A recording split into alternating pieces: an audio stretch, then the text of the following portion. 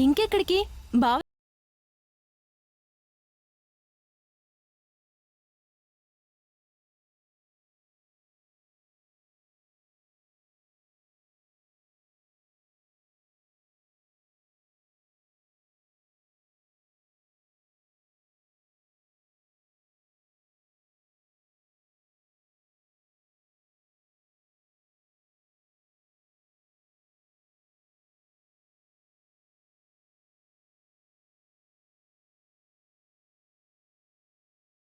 పెళ్లి చేస్తానని మాటిచ్చావు.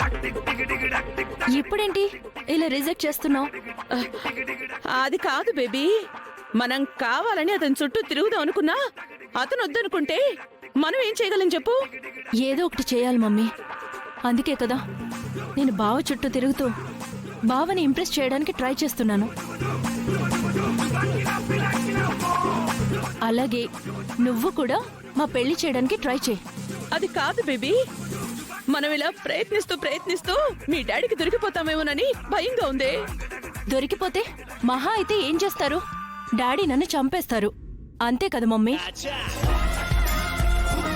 నేను బావని ఇంప్రెస్ చేయలేకపోయినా, నువ్వు నాకు బావతో పెళ్లి చేయలేకపోయినా జరిగేది అదే.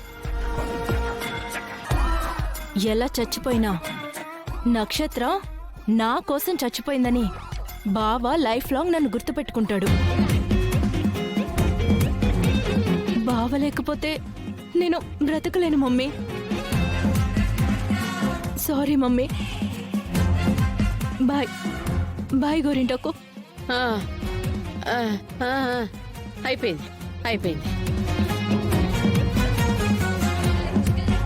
ఏంటి పిన్ని ఇది ఇంత తెగించేసింది? నాకొకటి మాత్రం అర్థమైందమ్మాయి, దీని పట్టుదల చూస్తుంటే చావనైనా చస్తుంది గాని ఆ గగన్ గాని మాత్రం వదులుకోదు. అయితే నువ్వు దీని మీద ఆశలైనా వదులుకోవాలి, లేదా ఆ గగన్ గడికిచ్చి పెళ్ళైనా చేయాలి. అంతేనా? అంతే అమ్మాయి. ఇప్పుడు నువ్వు చాలా తగ్గాలి. నువ్వు శారద దగ్గరికెళ్ళి తన కాళ్లే పట్టుకుంటావో కాళ్ల మీద పడతావో నీ ఇష్టం. గగన్తో పెళ్లికి శారద నొప్పించావే అనుకో, అమ్మ మాట ఆ పిల్లోడు ఎలాగో కాదండి కనుక ఇక వాళ్ళిద్దరికి పెళ్లి జరిగిపోయినట్టే.